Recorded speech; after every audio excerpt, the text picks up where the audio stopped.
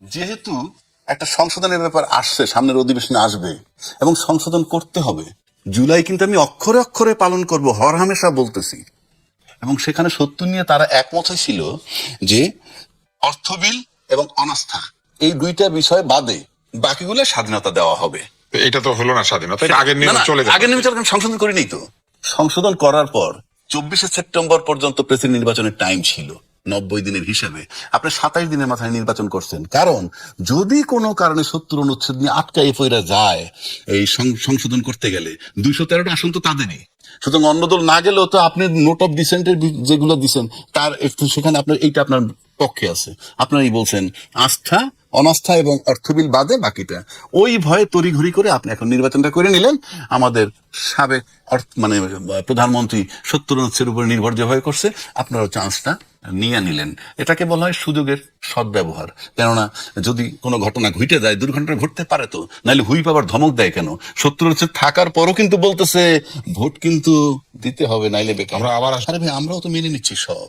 আপনি কথা দিয়ে যদি কথা না রাখেন, আপনি সকালে একটা কথা বলেন, বিকেলে একটা বলবেন, যদি না রাখেন, মেনে না নেন, আর আমার যদি ক্ষমতা না থাকে, যেমন শেখ হাসিনা মানতে ছিল না 15 বছর, তারপরে যখন যে কোনো একটা ক্ষমতা আসলো, যেভাবেই আসুক ক্ষমতাটা, তাকে চলে যেতে হয়েছে। তা আপনারা যদি এখন একই রাস্তায় হাঁটেন, আপনি মানবেন না, মাইনেন না। তা আপনি বলছিলেন যে 70 এড়িয়ে যাওয়ার জন্য বা এটা সংশোধনটাকে এড়িয়ে যাওয়ার জন্য আগেই রাষ্ট্রপতি কেননা কিন্তু ধরেন পরে হলেও তো মির্জা ফখরুল সাহেবই নির্বাচিত হইতো না। উনি যদি সংবিধানের 70 ধারা সংশোধন করে ফেলতেন, কিরকম যে অনাস্থা ভোট এবং অর্থ বিল, বিএনপি সদস্য তাদের প্রার্থীর বিরুদ্ধে ভোট দিত, প্রার্থী তো একজনই হইতো, দল তো একজনকেই প্রার্থী দিত। আপনি কেমনে বুঝবেন যদি সদস্যপদ বাতিল না হয়? আমার এই নিশ্চয়তা থাকে যে সদস্যপদ বাতিল হবে না, তাইলে আপনি কিভাবে গ্যারান্টি পান যে আপনার ভোট দিব কিনা? তখন তো আপনার গোপন ব্যালটে যেতে হবে। কেন বলছি? 70 অনুচ্ছেদ আপনি কি কি দিচ্ছে সেটা আগে শোনেন। জনগণ স্বাধীনভাবে আপনাকে ভোট দেয় এলাকায়। তো জনগণ স্বাধীনভাবে ভোট দিয়ে একজন এমপি বানায়। বানানোর পর যখন তাকে পার্লামেন্টে পাঠায়, তখন 70 অনুচ্ছেদ তাকে স্বাধীনভাবে ভোট দেওয়া থেকে বারিত করে। সে আসলো কিন্তু সবাই স্বাধীন ভোট নিয়ে, উনি এসব পরাধীন হয়ে গেলেন, দলের অধীন হয়ে গেল। ওই তো দলের অধীনে থাকা মানে 70 অনুচ্ছেদের দোহাই দিয়ে তাকে পরাধীন করলেন। হ্যাঁ, তিনি তার নিজের বিবেচনাতে দিবেন না, দল যাকে রাইট, কালেকটিভ ডিসিশন। 2 নম্বর, এই 70 অনুচ্ছেদ আপনাকে আপনার বিবেক মতো কাজ করতে দিচ্ছে না। 3 নম্বর, এই 70 অনুচ্ছেদ এর বদৌলতে আপনার লোভমোহ এত বেশি যে আপনি আপনার বিবেককে বিকিয়ে দিতেছেন। কি দাও না, রাষ্ট্রপতি দাঁড়িয়ে বানিয়েছেন, আমার সদস্য পদ থাকুক। তার মানে আপনার নিজেরও কোনো বিবেক বিবেচনা, বিবেক বিসর্জন দিয়ে আপনি আপনার শুধু সংসদ সদস্য পদটা টিকে রেখে তারপর আপনাকে ভোট দিচ্ছেন। এটা হইলো 70 অনুচ্ছেদ। আবার 70 অনুচ্ছেদ একজন বিবেকের ভোটার তার বিবেকের বিরুদ্ধে ভোট দিয়ে নিজের সদস্যপদ টিকায় রাখে, যেমন বললাম। একইভাবে জনগণ তাকে একটা পরাধীন আইনের মধ্যে নিক্ষেপ করে দেয়। এটা হলো 70 অনুচ্ছেদ। এখন আসেন, আপনি খালি সংবিধানের দোহাই দিচ্ছেন যে 70 অনুচ্ছেদ মোতাবেক নির্বাচন, ফাইন, আমি মেনে নিলাম 70 অনুচ্ছেদ মোতাবেক, এবং রাষ্ট্রপতি নির্বাচন করতেছেন আপনি 23 মোতাবেক। 123 বলা আছে রাষ্ট্রপতি পদ যদি শূন্য হয় তাহলে 90 দিনের মধ্যে নির্বাচন। তাতে 23শে সেপ্টেম্বর 2026 পর্যন্ত টাইম ছিল। যেহেতু এটার মধ্যে আপনি 20 তারিখে করলে কোনো বাধা নাই। কেন করলেন সেটা তো বললামই, যে 70 অনুচ্ছেদ যদি উঠে যায় সেই ভয়। কিন্তু একটা কথা আছে এখানে, আপনি রাষ্ট্রপতি নির্বাচনের বেলায় সংবিধানের এত দোহাই দিলেন, তাহলে 123-এর অনুচ্ছেদে এটাও বলা আছে সংসদ যদি ভেঙে যায় 90 দিনের মধ্যে নির্বাচন হতে হবে। তাহলে আপনি 18 মাস 19 মাস পরে নির্বাচন করছিলেন কোন সংবিধানে? ব্যাখ্যা চাই আমরা। এটা তো ডক্টর ইউনূস সাহেব দিল তো, বুঝলাম, কোন সংবিধানে? আপনারা তো নির্বাচন করছেন তার অধীনে। আপনারা তো এই 7-8 মাস যে লেফট রাইট করলেন সংস্কারের নামে, আমরা তো একবারও কারো মুখে, আপনি শুনছেন কিনা জানি না, একবারও গিয়ে কেউ বলে নাই যে ইউনূস সাহেব আপনি যতই সংশোধন নিয়ে চিৎকার করেন, সংস্কার করেন, কিন্তু 90 দিনের মধ্যে নির্বাচন দেওয়ার কথা।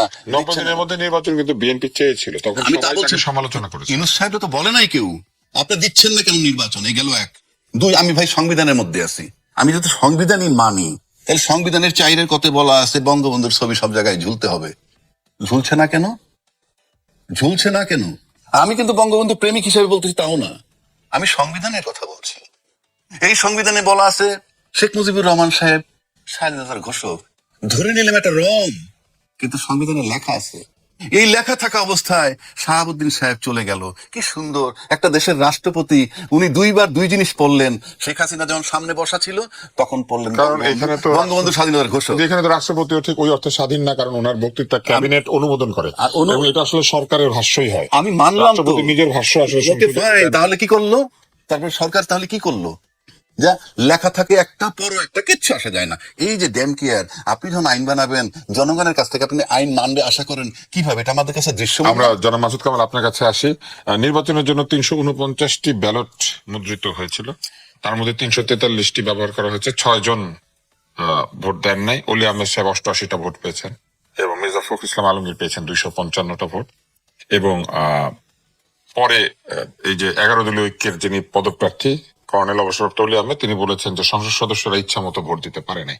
ওনারা তো জানতেন যে এখানে ইচ্ছা মতো ভোট দেওয়া যাবে না, ওনারাও হুইপ করেছেন তাদের সদস্যদেরকে, আর আমাদের সরকারি দল হুইপ করেছে তাদের সদস্যদেরকে, এবং হুইপ জানিয়ে দিয়েছে যে কাকে ভোট দিতে হবে। তো অতএব আমরা তো জানতাম এই নির্বাচনের ফলাফল কি হবে, কিন্তু তারপরে এসে ইচ্ছা মতো ভোট দিতে পারে নাই। এই বক্তব্যের ব্যাখ্যা কি হতে পারে? আর আরেকটা হচ্ছে যে 6 জন যে ভোট দেন নাই তার মধ্যে মির্জা আব্বাস, ওসমান ফারুক এবং মুস্তফা কামাল পাশা, তারা ভোট দেন নাই। মির্জা আব্বাস অসুস্থতা জনিত কারণে বিদেশে আছেন।